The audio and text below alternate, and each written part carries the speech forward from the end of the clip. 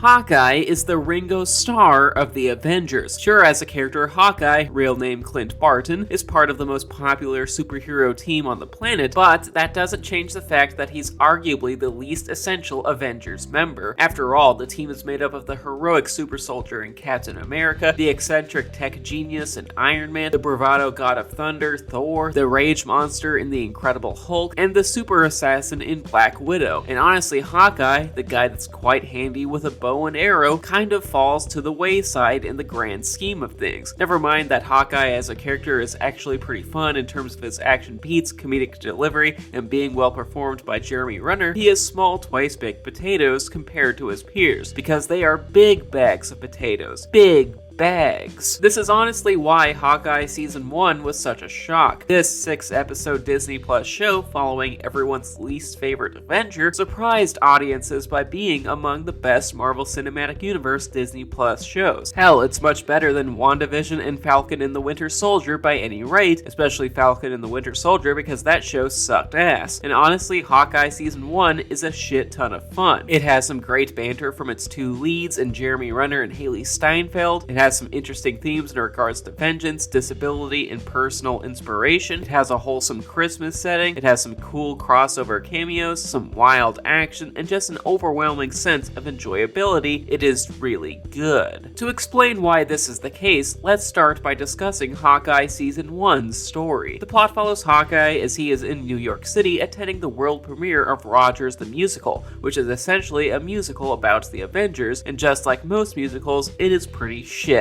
That's a joke. I actually like a fair few musicals. Don't leave angry comments, please. But despite the cringe quality of the musical, Clint is on vacation with his family, and they see the sights of New York City, because when you live in rural Iowa like Hawkeye's family, a big city is an adventure in and of itself. And as a former Iowa kid myself, I speak from experience. Like, the biggest building in Iowa is the Principal Building, which is a measly 44 to 45 stories tall. And if you grew up around that, you'd be impressed by anything.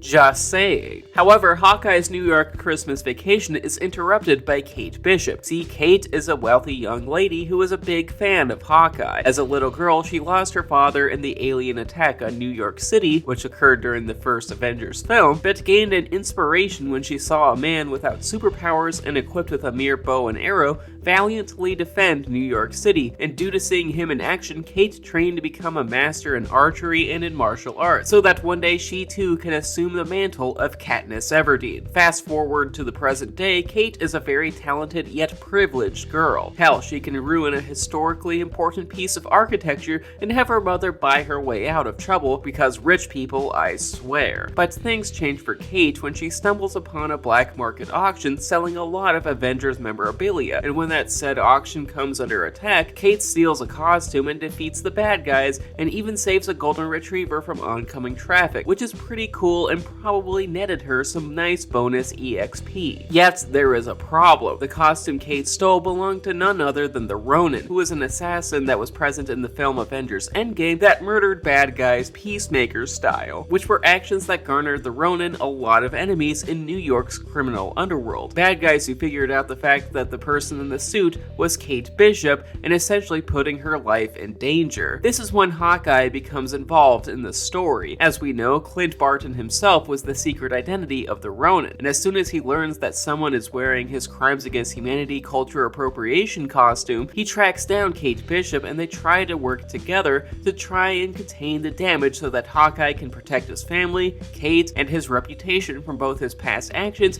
and from a New York criminal underworld that is hell-bent for vengeance, all in time for him to get home to his family for Christmas. Hawkeye Season 1's story is really good, mostly due to how the two leads in Hawkeye and Kate Bishop have a great character dynamic. On the one hand, you have Hawkeye, a character who is very reserved in his emotions and plays things close to the vest and prefers to be alone. And on the other side, you have Kate Bishop, a young, energetic newcomer who just wants to prove herself to her favorite Avenger. And from that, you can kind of see why this character dynamic works. Clint just wants to be away from other people cool and do his own thing, whereas Kate is the inexperienced superfan who wants to impress her favorite superhero. Essentially, she gives him the adoring puppy dog eyes while he's the grizzled old curmudgeon. The two play off each other really well. Their whole character dynamic is a lot of fun. Hell, it's especially entertaining considering that Hawkeye made peace with the fact that he's no one's favorite Avenger, yet Kate's whole pathos and ethos proves him wrong. After all, he was the whole reason why she trained to be a hero, and with that, the viewer has to see if Kate can prove her worth and be a capable hero in her own right, and if Clint can stop being distant and open up to a girl who needs his guidance and heroic expertise, which as far as dual character arcs go, is a good and engrossing story all around. The theme of vengeful consequences is solid as well, given that a lot of New York City's criminal element has a justified grievance with Ronin, even if many of their own actions are unjustifiable. Hawkeye Season 1 sees Clint grapple with the consequences of his past actions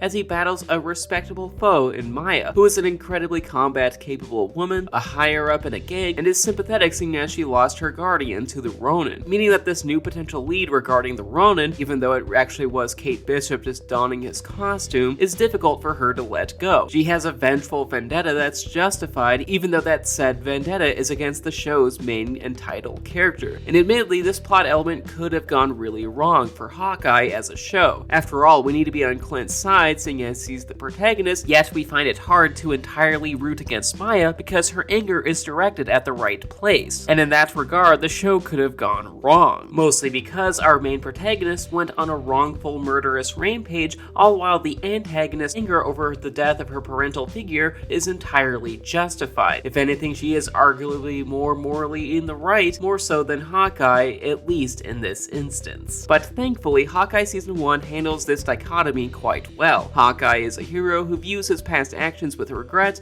and the script treats Maya with a lot of respect, which was something that was notably missing in the other Disney Plus show, Falcon and the Winter Soldier, and its portrayal of sympathetic antagonists, and was one of the main reasons why that show's plot completely fell apart in its last episode, like a brick house with a foundation built of Jenga. And while Hawkeye's themes regarding vengeance has one part that doesn't really come across as well, its handling of Maya and Hawkeye's past actions overall does an admirable job with its thematic messaging here. It is quite good. The story elements involving disabilities are worthy of applause too. In fact, Hawkeye as a character now uses hearing aids, seeing as he has been around a few too many eardrum popping explosions, and has inevitably lost his hearing, much in the same way I'll lose mine due to how I listen to too much heavy metal music. It is my future, and I accept that. And with that, Hawkeye's hearing problems are interesting. After all, we don't often see Marvel heroes experience sustained permanent physical injuries. Most of the time, they survive wounds and perform feats that would severely harm or even kill a normal human, but Clint's hearing loss goes against that, and it is a fresh plot development. Furthermore, the character of Maya goes even further in terms of disability representation, mostly because the actress playing her actually has the disability that Maya has. Played by Alaqua Cox, Maya is deaf and has a prosthetic leg,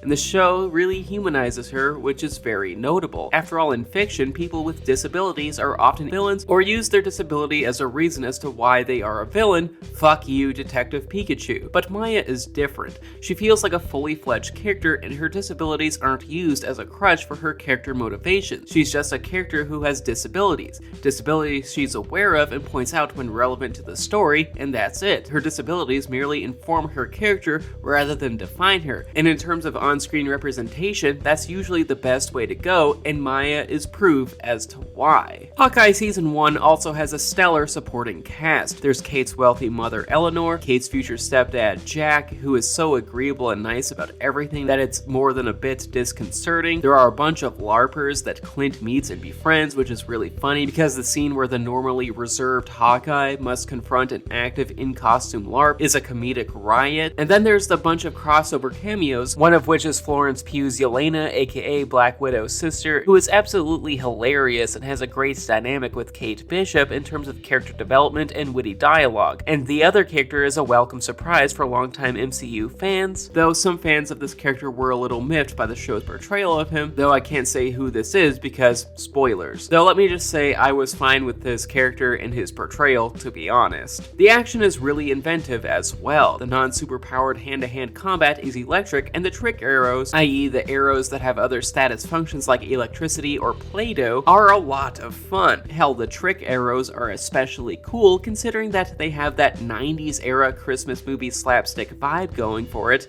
read Home Alone, which is really befitting for a show that is set during the Christmas season and a fun action show all around. Like when Kate Bishop shoots an arrow at a car full of enemies that then immediately springs out grapple hooks that grabs a bunch of Christmas trees towards it, it's hard not to be both entertained by the action and laugh at it, because honestly, it's fun. It is a good time, like medieval times without the animal cruelty. And honestly, that's Hawkeye Season 1, a fun, good time. The show has a good character building dynamic between its two leads, it never feels overly long at 6 episodes, it has a sharp sense of wit, meaningful themes about regret and vengeance, good disability representation, enjoyable action, and it works as a Christmas show. I liked this show a lot, and honestly, if this ends up being the only Hawkeye-themed Disney Plus show, I'm really happy that it turned out to be a good one.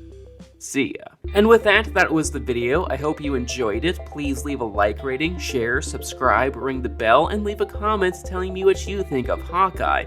Also, please consider checking out my Patreon page. The link is in the description. And speaking of Patreon, I just want to thank my patrons, especially my high-tier ones, and David, Samantha, Devlin, Mom, and Morgan. Thank you so much for supporting what I do. Love y'all. I really need some more footage of Rogers the Musical because that's a train wreck that needs to be seen, damn it.